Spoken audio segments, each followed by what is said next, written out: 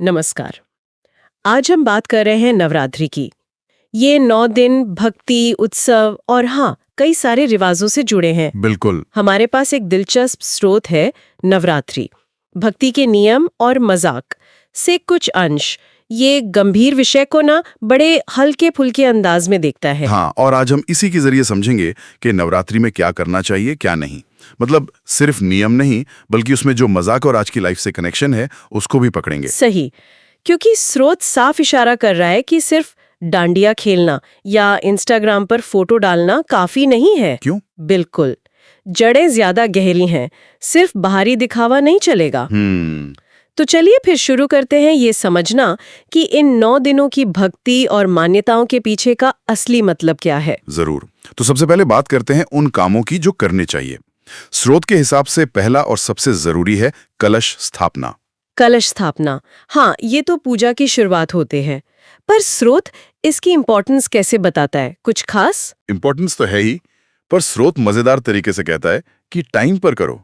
ये कोई WhatsApp status नहीं कि जब मन क्या लगा दिया। हाँ, व्हाट्सएप स्टेटस। हाँ, मतलब माँ को बुला रहे हो तो टाइम से बुलाओ। अच्छा, पर टाइम पर इतना जोर क्यों? मतलब सिर्फ एक रस्म ही तो है। नहीं, ये सिर्फ बर्तन रखना नहीं है, ये देवी को इनवाइट करने जैसा है। अपने घर में टाइम पर करना दिखाता है कि आप कितने रिस्पेक्टफुल हो, कितने तैयार हो।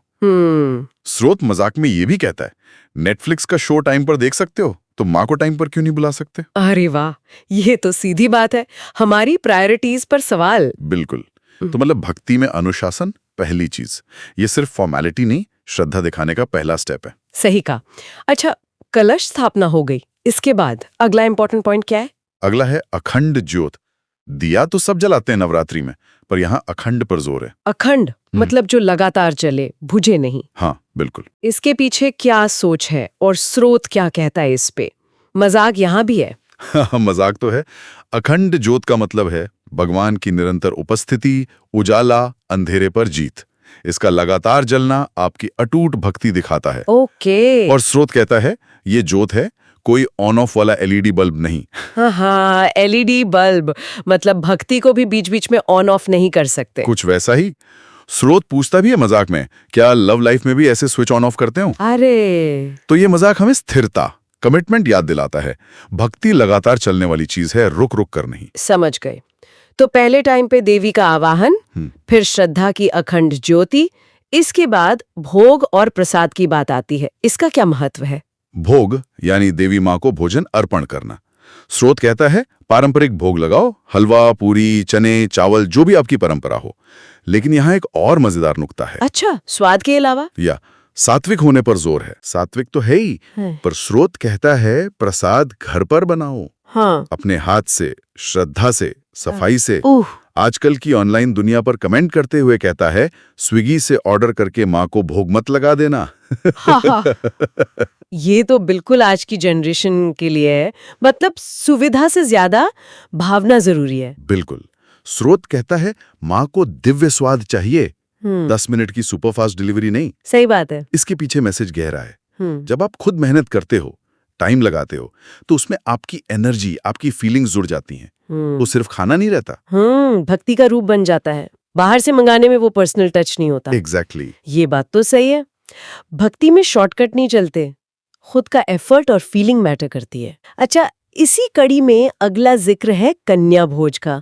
इसका तो बहुत महत्व है नवरात्रि में। हाँ, कन्या भोज को सबसे पवित्र कामों में से एक माना गया है। छोटी कन्याओं को देवी का रूप मानकर उनको आदर से खाना खिलाते हैं, पूजा करते हैं। ये तो बहुत सुंदर तरीका है देवी को सम्मान देने का, है ना? पर जैसा स्रोत का स्टाइल है, मुझे लग रहा है यहाँ भी कोई चेतावनी या मजेदार बात होगी। सही पकड़ा आपने। स्रोत यहाँ भी अपने अंदाज में कहता है कि इस पवित्र काम को सीरियसली लो, इसे किसी पर्सनल फायदे या मजाक का जरिया मत बनाओ। पर्सनल फायदा जैसे? जैसे स्रोत उदाहरण देता है, ये सोचकर किसी को मत बुलाओ कि चलो पड़ोस वाली आंटी की बेटी को बुला लेते हैं, शायद फ्यूचर में कोई सेटिंग बन जाए। अरे, क्या बात कर रहे हैं, ऐसी सोच? हाँ, सुनने में अजीब है, पर स्रोत इशारा कर रहा है कि इस पवित्र काम को अपने किसी छिपे हुए एजेंडा के लिए इस्तेमाल मत करो। ये तो पूरी रस्म की आत्मा ही मार देना हुआ।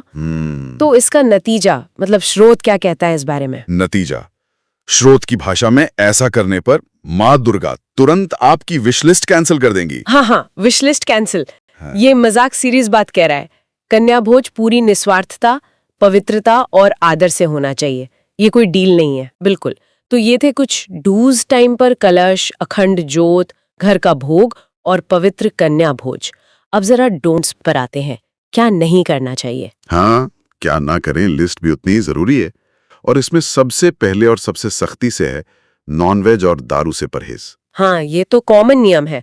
सात्विक भोजन ही खाया जाता है। स्रोत कोई खास वजह बताता है? स्रोत सीधे कहता है ये भक्ति का टाइम है, चिकन लॉलीपॉप एंजॉय करने का नहीं। Chicken lollipop. हाँ, वैसे पारंपरिक सोच यही है कि ऐसा खाना तामसिक होता है, जो भक्ति और शांति के माहौल के लिए ठीक नहीं। ये 9 दिन तन मन की शुद्धि के होते हैं। और इस पर भी कोई मजेदार टिप्पणी है स्रोत की? हाँ, एक कल्पना है। सोचो कोई माँ दुर्गा के सामने चिकन पकौड़ा लेकर जाए तो माँ शायद कहेंगी बेटा तुम भक्त नहीं फूडी कहलाओगे। फूडी, सही है। ये मजाक नियम की इम्पोर्टेंस बता देता है। बिल्कुल। तो खाने पीने में संयम। और क्या नहीं करना चाहिए? दूसरी चीज है गुस्सा, क्रोध। स्रोत सलाह देता है कि नवरात्रि में गुस्सा कम करो, शांत रहो। गुस्सा कम करो, इसका नवरात्रि से क्या डायरेक्ट कनेक्शन? गुस्सा तो कभी भी अच्छा नहीं होता। सही कहा, गुस्सा कभी अच्छा नहीं, पर नवरात्रि में खास ध्यान रखना है। माँ दुर्गा खुद शक्ति का रूप है। कभी कभी गुस्से वाला रूप भी, पर भक्त से शांति की उम्मीद की जाती है। अच्छा। स्रोत कहता है जब माँ खुद परम शक्ति हैं, तो तुम क्यों फालतू में छोटी छोटी बातों पर गुस्सा करके अपनी एनर्जी वेस्ट कर रहे हो? मतलब अपनी एनर्जी नेगेटिविटी में नहीं, भक्ति में लगाओ। एग्जैक्टली। गुस्सा आपकी मन की शांति भंग करता है, और नवरात्रि का एक मकसद मन की शांति पाना भी है। गुस्से में की गई पूजा शायद उतनी असरदार ना हो। ये बात ध्यान रखने वाली है। तो नॉनवेज, दारू नहीं, गुस्सा नहीं, और तीसरा डोंट। तीसरा और बहुत जरूरी, नेगेटिव सोच, नकारात्मकता। स्रोत कहता है नवरात्रि पॉजिटिव एनर्जी का टाइम है। निराशावादी सोच से बचो। नेगेटिव सोच जैसे हर वक्त सोचना मेरी तो किस्मत ही खराब है, कुछ अच्छा हो ही नहीं सकता, सब खत्म है, ऐसी वाली फीलिंग्स। स्रोत कहता है इस लाइफ खत्म हो जाए वाली फीलिंग से दूर रहो। ये तो वैसे हमेशा ही करना चाहिए, पर नवरात्रि में खास क्यों? क्योंकि मानते हैं कि इन दिनों में डिवाइन एनर्जी ज्यादा एक्टिव होती है, देवी की कृपा पाना आसान होता है। अब अगर आपका मन पहले से ही नेगेटिविटी, शक, निराशा से भरा है, तो वो पॉजिटिव एनर्जी रिसीव कैसे करोगे? हाँ, आपका बर्तन तो पहले से गलत चीजों से भरा है। बिल्कुल। पॉजिटिव एनर्जी के लिए मन का पॉजिटिव होना जरूरी है। सही बात। और यहाँ भी स्रोत की अपनी स्टाइल वाली चेतावनी है। लिखा है अगर नवरात्रि में भी ओवर थिंकिंग करोगे, रोते रहोगे, नेगेटिविटी फैलाओगे, तो हो सकता है माँ तुम्हें सोशल मीडिया की तरह अपनी डिवाइन लिस्ट से ब्लॉक ही कर दें। हाँ, ब्लॉक कर देंगी। ये तो आज की भाषा में एकदम सही चेतावनी है ना? ये मजाक साफ करता है कि भक्ति सिर्फ बाहर का काम नहीं, मन का भी मामला है।